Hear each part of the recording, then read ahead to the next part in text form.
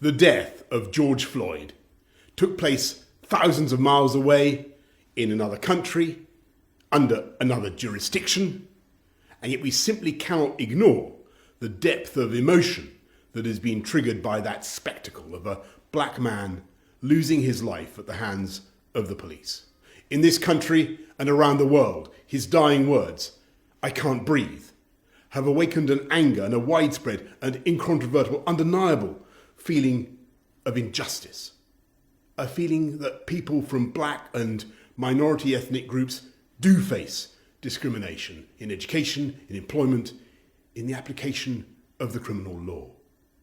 And we who lead and who govern simply can't ignore those feelings because in too many cases, I'm afraid, they will be founded on a cold reality.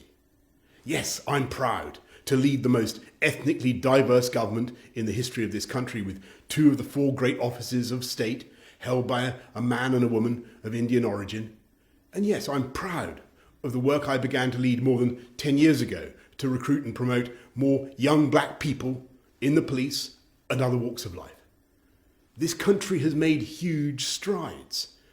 I remember the 1970s and the horror of the National Front.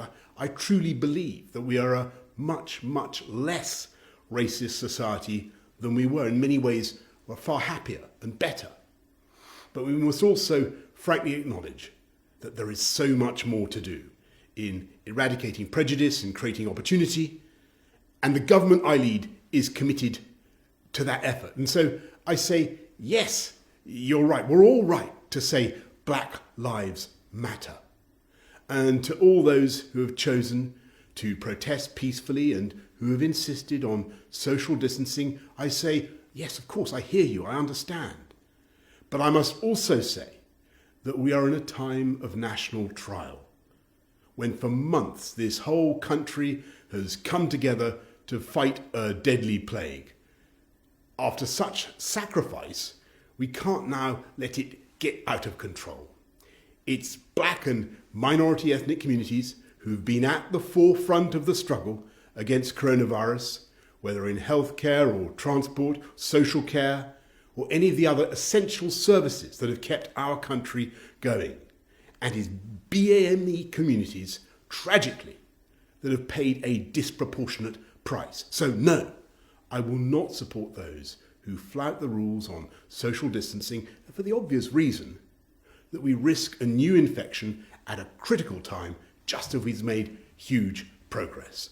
And no, I will not support or indulge those who break the law or attack the police or desecrate public monuments. We have a democracy in this country. If you want to change the urban landscape, you can stand for election or vote for someone who will.